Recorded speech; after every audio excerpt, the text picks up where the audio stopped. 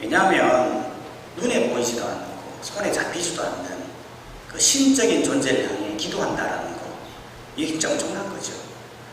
동물은 이런 게 없거든요. 여러분, 동물이 아무리 뛰어나도 동물이 뭐 형상을 만들어 놓고 절을 한다거나 아니면 기도한다거나 그런 게 없지 않습니까? 그런데 왜 사람들은 기도를 하는 걸까요? 여기에 대해 성경은 뭐라고 말하느냐 하면, 동물에게는 없는 한 가지가 있는데 그게 바로 영이라는 거예요. 여러분, 사람은 육체와 혼과 영으로 이루어져 있지 않습니까? 물론 동물은 혼이 있어요. 그래서 동물도 사람과 같이 생각하고 느끼고 감정을 표현하거든요. 그런데 영은 없어요. 그런데 사람은 창세기 2장 7절에 보면 이렇게 말하고 있거든요. 하나님께서 처음 인간을 만드실 때에 여호와 하나님이 땅의 흙으로 사람을 지으시고 생기를 그 코에 불어넣으시니 사람이 생명이 됩니다. 즉, 사람을 만들어 놓고 하나님이 후 하고 코에 생기를 불어넣었더니 사람이 영적인 존재가 되었다라는 의미입니다. 그렇기 때문에 사람은 영적인 존재이기 때문에 영적으로 반응할 수밖에 없어요. 영적으로 반응하는 건 당연한 거라는 거예요. 실제로 아프리카 오시 이런 데 가보면요, 전혀 문명이 발달되지 않는 그런 곳에 딱 가잖아요. 가도 그곳에서 사람들이 모여가지고 종교적 행위를 하고 있다는 거예요. 물건을 쌓아놓고 신에게 뭘 바친다거나 아니면 물건을 던지면서 신에게 준다거나, 이것만 보더라도 인간이 영적인 존재라는 것을 잘 알 수 있다는 겁니다. 사람들은 신을 섬기는 것을 사람이 너무 불안해서, 무서워서, 그래서 신을 만드는 것이다, 이렇게 주장하는 사람이 있습니다. 불안하고 두려워서 신을 만들면 동물도 만들어야 되잖아요. 동물은 안 무섭고 동물은 안 두렵습니까? 근데 동물은 아무리 무서워도 신에게 전하지는 않아요. 오로지 인간만이 신을 경배하고 기도하고 그렇게 하더라는 겁니다. 오늘 본문에도 마찬가지죠. 오늘 본문에 보면 다윗이 기도하는 장면을 보게 되는데요. 이 기도하는 장면을 보면 정말 배울 것이 많아요. 어떤 부분을 배울 것이 많냐면, 첫 번째 부분은 다윗은 이렇게 힘들 때에도 기도했다라는 부분이에요. 여러분, 이게 무슨 말이냐면, 여러분, 이 시편 142편이 언제 지어졌냐면 다윗이 아둘람 동굴에 있을 때 이 시를 적었거든요. 다윗이 아둘람 동굴에서 이 시를 지었다라는 것은 무엇을 말하는 거냐면, 다윗이 사울에게 쫓김을 받는 상황 속에서 적었다라는 것을 의미하는 거예요. 실제로 다윗은 사울왕을 피하여 여러 곳에서 다녔는데요, 그 중에 한 곳이 아둘람 동굴이었습니다. 즉, 사울이 자기를 죽이겠다라고 군대를 이끌고 오는 아주 심각한 상황 속에서 이 시를 적었다라는 겁니다. 여러분, 실제로 누군가가 나를 죽이러 온다, 그렇게 되면 생각해 보십시오. 얼마나 고통스러울까요? 그것도 일반 사람도 아니고요, 왕입니다. 왕이 군대를 이끌고 나 죽이겠다라고 쫓아오면요, 그 압박감 얼마나 고통스러울까요? 그러니까 다윗은 2절에서 4절에서 고백을 하는 거예요. 시편 142편 2절을 보면, 내가 내 원통함을 그의 앞에 토로하며 내 오한을 그의 앞에 진술하는 거다. 즉, 내가 너무 원통하다, 불안하다, 억울하다, 오한을 만났다, 그렇게 말을 하면서 4절에 보면, 오른쪽을 살펴보소서, 나를 아는 이가 없고 나의 피난처도 없고 내 영혼을 돌보는 이도 없나이다. 여기에서 오른쪽을 살펴보라는 것은, 누군가 나를 대변할 때 항상 오른쪽에 사람이 있거든요. 그런데 그 사람이 없다는 거예요.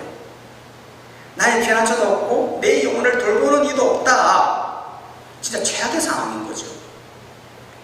여러분, 사람이 인생을 살다 보면 위기에 빠질 때가 있잖아요. 그런데 뭐라도 한 가지라도 붙들 게 있으면 사람이 죽지는 않거든요. 사람이 언제 죽느냐면, 진짜 한 가지도 없을 때, 의지할 사람도 없고 의지할 장소도 없고 내가 말할 한 사람도 없는 그런 환경과 상황이 되면 극단적인 선택을 하더라는 겁니다. 그런데 다윗은 이렇게 정말 최악의 상황 속에서도 다윗은 무엇을 했냐면 하나님께 기도하더라는 거예요. 그것도 간절히 하나님께 기도하는 거죠. 시편 142편 1절, 시편 142편 5절 6절 말씀을 보면 이렇게 말하고 있습니다. 내가 소리내어 여호와께 부르짖으며 소리내어 여호와께 간구하는도다. 여호와여 내가 주께 부르짖어 말하기를 6절에 나의 부르짖음을 들으소서. 정말 분통하고 억울하고 힘들 때, 내 주위에 아무도 없다라고 느낄 때 다윗은 하나님께 부르짖으며 기도했다는 것입니다. 즉 아둘람 동굴이 떠나갈 정도로 주여 하면서 부르짖으며 기도했다는 거죠. 저는 이 부분이 굉장히 중요한 부분이라고 보는 겁니다. 왜냐하면 우리는 이렇게 안 하거든요. 우리는 힘들면 어떻게 합니까? 일단 힘들면 사람을 먼저 찾아가죠. 나를 위로해 줄 수 있는 사람, 나의 문제를 해결해 줄 수 있는 사람, 나의 이야기를 들어줄 수 있는 사람, 그런 사람을 찾고, 그런 사람이 없으면 또 다른 방법을 찾습니다. 좀 더 나은 사람들을 찾기 위해 노력하죠. 어려울 때 사람을 만나고 방법을 찾는 거, 그게 나쁘다는 게 아닙니다. 문제는 그것만 찾더라는 것입니다.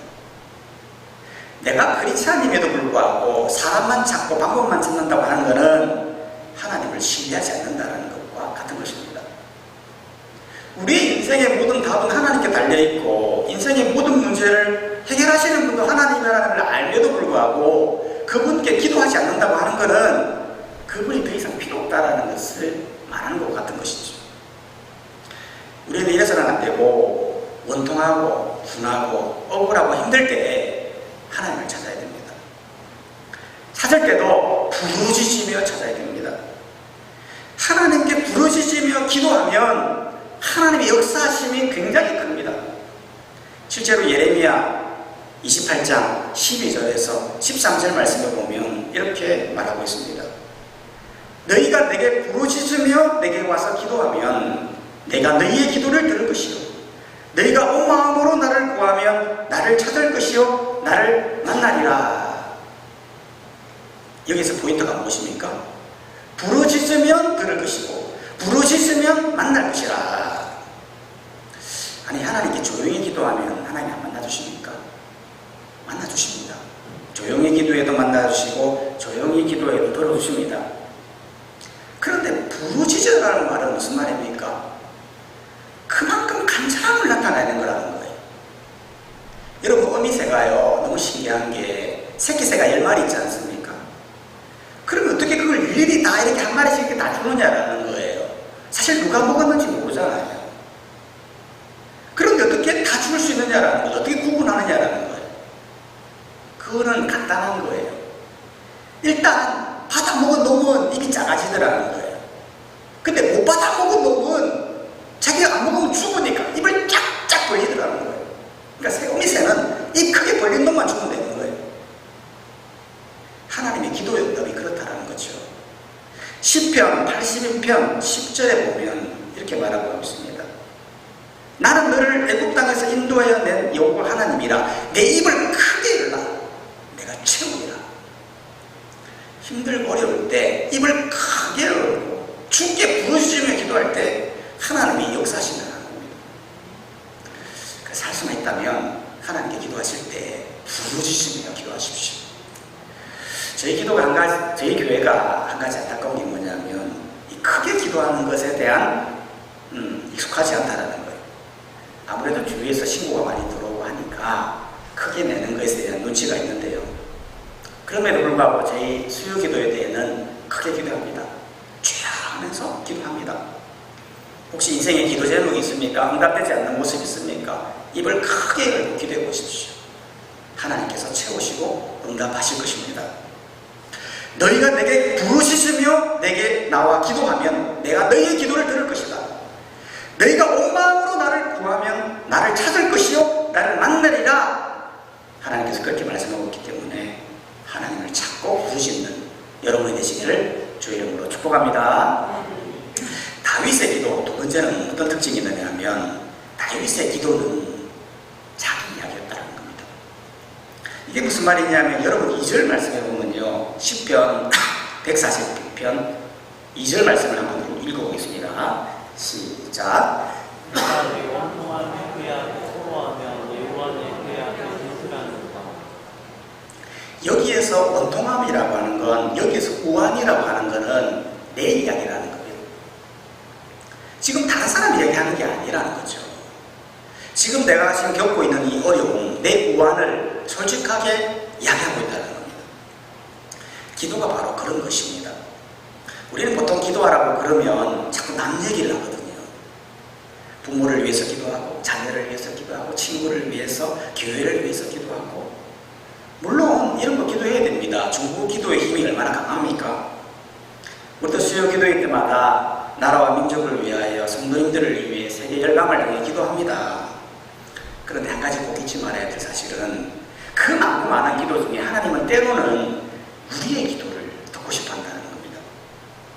제가 그걸 언제 느꼈냐면 새벽 기도할 때였는데요. 이전에 기도할 때 새벽 기도 말씀이 끝나고 나서 기도를 하지 않습니까? 그래서 열심히 기도를 했습니다. 교회를 위해서, 가정을 위해서, 환자분들을 위해서 막 기도를 하는데, 기도하는 중에 갑자기 마음에 감동이, 성령 하나님의 감동하신 훅 올라오는 거예요. 그래서 뭐라고 말씀하시느냐면, 진규야, 너는 왜 자꾸 남 얘기를 하니? 너 이야기 좀 해봐라, 너 이야기. 마음에 감동이 확 올라오는 게, 아, 그래? 내가 왜 기도하면서 지금까지 왜 자꾸 남 얘기를 하고 있지? 그런 마음이 들면서 내 얘기를 하기 시작했습니다. 나의 어려움들, 나의 상황들을 쭉 이야기했는데요. 그 기도 시간이 얼마나 어려웠는지 모릅니다. 우리는 이게 참 잘 안 되거든요. 자기소개서를 적을 때도 보면 자기소개서잖아요. 그때 우리 자기소개서에 부모 이야기하고, 환경 이야기하고, 자기가 자라온 배경, 친구 얘기하고 이렇게 한다는 거예요. 외국에는 그럴 때 저렇게 하지 않거든요. 기도도 마찬가지라는 겁니다. 기도는 2절 말씀을 다시 한번 열어보면, 2절 말씀은 내가 내 원통함을 그의 앞에 토로하고 내 우환을 그의 앞에 진술한다라고 말하고 있지 않습니까? 여기에서 내 원통함을 토로한다는 거예요. 토로한다라고 하는 것은 내 마음에 있는 모든 것을 마치 토하듯이 내뱉는다는 거예요. 이건 어떤 형식이나 틀이 있는 게 아니에요. 어떤 설교자는 이야기하더라고요. 남편을 죽이고 싶은 마음이 있습니까? 그럼 하나님께 솔직하게 토로하라. 하나님, 남편 정말 죽이고 싶습니다. 그렇게 기도하는 것이 오히려 유창하고 번질번질하게 기도하는 것보다 훨씬 낫다고 말하더라고요. 하나님, 좀 힘듭니다. 내 감정이 막 미치겠습니다. 라고 이렇게 토하듯이 토로하듯이 기도하라는 거예요. 실제로 한나가 그렇게 기도했지 않습니까? 한나가 아이를 가지지 못하니까 얼마나 힘듭니까? 마음이 너무 괴롭고, 그러니까 통곡하듯이 기도하다. 내 마음에 있는 것을 완전히 쏟아내면서 통곡하듯이 토로하더라는 거예요. 술 취한 여자처럼 막 토해내니까 하나님이 그때부터 주목하시고 응답하시더라는 겁니다. 또한 기도는 진술하는 거라는 거예요. 내 우환을 그의 앞에 진술하는도다. 여기서 진술한다라고 하는 것은 상황에 맞게 그 상황에 대해 아주 구체적으로 말하라는 거예요. 즉, 내가 어떤 형편에 지금 있는지, 어떤 행동을 취해서 이렇게 되었는지, 그 가정 하나하나를 다 구체적으로 진술하듯이 기도하라는 거죠. 그럼 여기서 궁금한 건, 아니, 하나님께서 우리의 상황을 모르십니까? 사실 다 아시잖아요. 하나님 우리의 어떤 감정 상태에 있는지, 또한 우리가 어떤 일을 당하고 있는지 다 아시거든요. 그런데 왜 하나님은 왜 토로하듯이, 왜 진술하듯이 말하라고 하는 겁니까? 그 이유는 다른 게 아니고, 그게 바로 하나님의 응답의 방식이라는 겁니다. 하나님은 우리의 모든 것을 다 아심에도 불구하고 우리와 함께 하고 싶으신 분이잖아요. 즉, 우리의 얘기를 듣고 싶으신 것이죠. 실제로 자녀들을 보면요, 집에서 이야기를 하는데 자꾸 자기 얘기는 안 하고 남 얘기를 해보십시오. 정치 얘기, 옆집 사람 얘기, 친구 얘기, 드라마 얘기, 자기 얘기는 안 하고 자꾸 남 얘기를 해보십시오. 그러면 부모는 별로 관심이 없어요. 호응을 해줘도요, 형식적이에요. 그런데 별것도 아닌데 부모가 눈이 언제 빛납니까? 길 가다 넘어진 얘기, 빚진 얘기, 남친과 싸운 얘기, 뭐 그런 거 너무 좋아합니다. 왜 그렇습니까? 자식이니까 그런 거예요.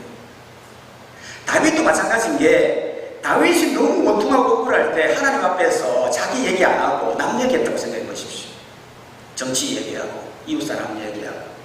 되게 하면 하나님이 좋아하시겠습니까?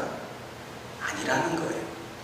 다윗은 자신이 실제 겪고 있는 이 이야기를 토로하듯이 진술하듯이 했더니 그때부터 하나님께서 응답하시고 놀라운 역사가 이루어가더라는 거예요. 그렇기 때문에 기도하실 때 자기 얘기를 하시기를 바랍니다.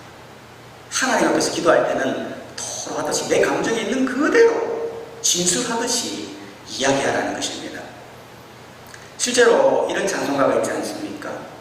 주 예수께 조용히 나가 내 마음을 쏟아놓으라. 쏟아내라는 거, 쏟아내. 그러면 늘은밀히 보시는 주님 큰 은혜를 베푸시리. 하나님 앞에서 자기의 얘기를 제가 쏟아놓고 구체적으로 기도하는 성도님들이 되시기를 주님의 이름으로 축복합니다. 세 번째로 다윗의 기도의 특징은 뭐냐면 다윗은 포기하지 않는 기도였다는 겁니다. 이게 무슨 말이냐면 여러분 다윗을 보면 참 대단한 부분 한 가지는 뭐냐면 지금 사울에게 쫓기고 있는 상황이지 않습니까? 그런데 이게 한 번만 쫓긴 게 아니라는 거예요. 이 쫓김이 무려 10년 동안 이어졌습니다. 다윗이 처음 기브야에서 도망을 했거든요.